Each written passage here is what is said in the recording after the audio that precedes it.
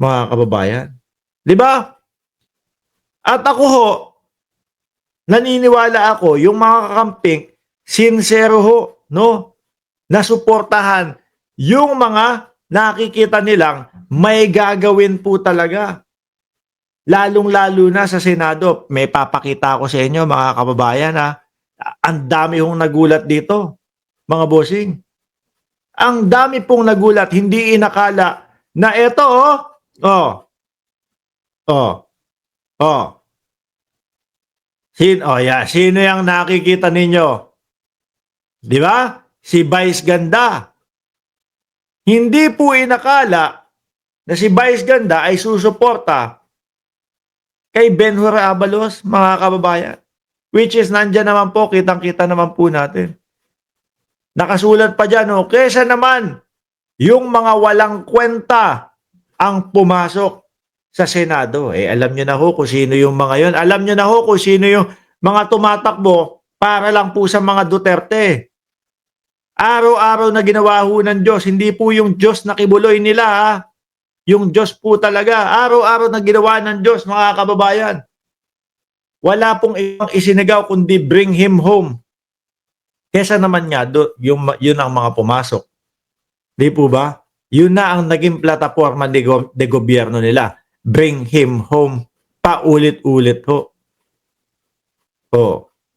Kesa naman, yung mga walang kwenta ang pumasok, eto na lang daw po. Sino? Ayan.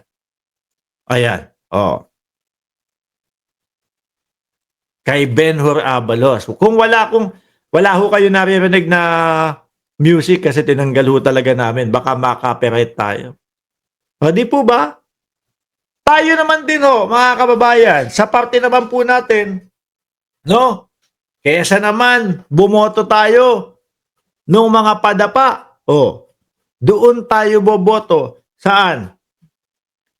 Doon sa mga mangilan-ngilan sa alyansa, kasama po si Benhur Abalos.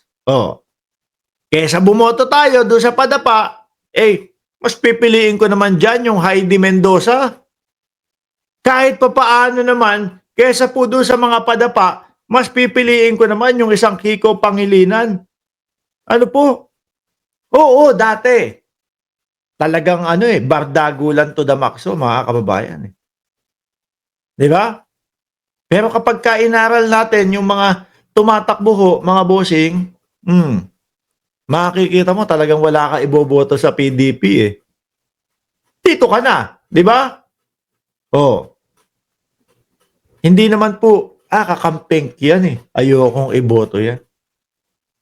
Hindi po ganun ang uso. Ang uso ngayon, mga kababayan, inaanalisa natin bawat kumakandidato. Upang sa ganun, mga bossing, hindi tayo mahaluan ng mga bopols na naman ho. Ang daming bopols, mga kababayan.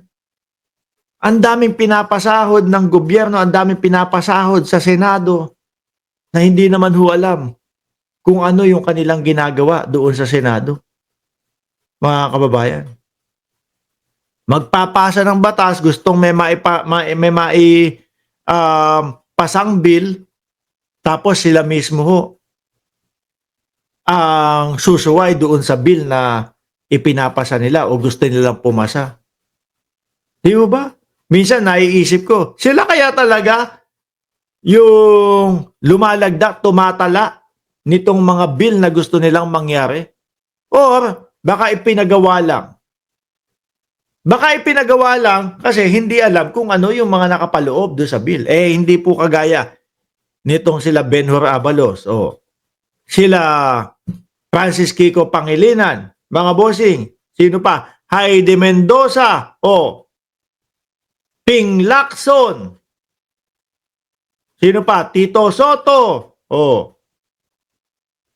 Di po ba? Yung mga kandidato doon sa kabila paulit-ulit lang ho yun, mga kababayan. Bring him home, bring him home. Gamit na gamit ho yung pagkakakulong ng dating Pangulong Duterte. Ngayon po, ayaw nila itong makita. Malamang ho, binabas po ng mga DDS yung si Vice Ganda ngayon. Bakit? Kasi ang gusto nila, yung mga PDP ang suportahan. Ay naku po, dering-diri po yung mga yung mga kakamping sa mga PDP, mga kababayan. Sabi ni Paulo Saison, buong termino ni Bongo naging dakilang alalay ni Digongyo. Sinasamahan kahit sa sementeryo. Bakit hindi sinamahan doon sa ICC, Boss Paulo? Di ba?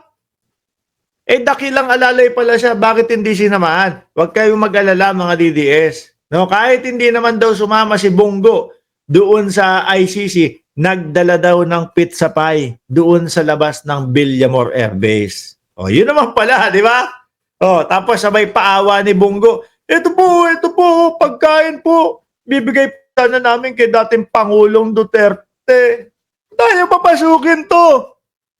Inaresto siya. Walang tsinelas. Malamig po doon.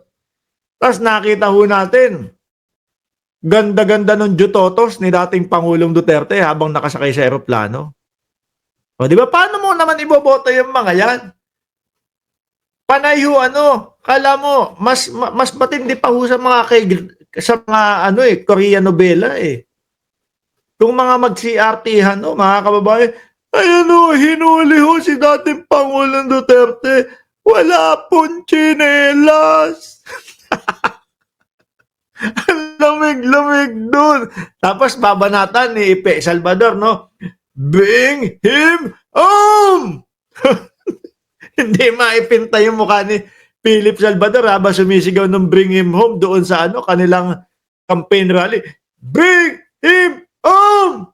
Tapos sisigaw ulit, bring him home! Ito talaga itong mga PDP.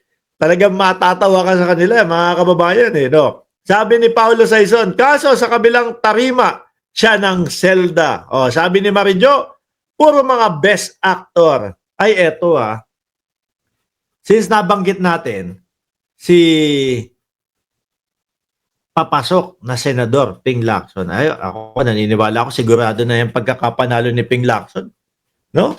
Nasa top ilan yan? Top 7, top 6, no? Si Senator Ping Lacson. Nako, mukhang madami pong magagalit kay Senator Ping Lacson, mga kababayan. Lalong-lalo na po, sino? Yung mga pro-China. Ayan. Di ba? Lalong-lalo na ho, yung mga pro-China, mga kababayan. Bakit mo nasabi yan, Mark Ramos? Ayan. Para sa mga taksil. Naku, ayan. Umpisa pa lang. Kayo na ang pinupunto. No?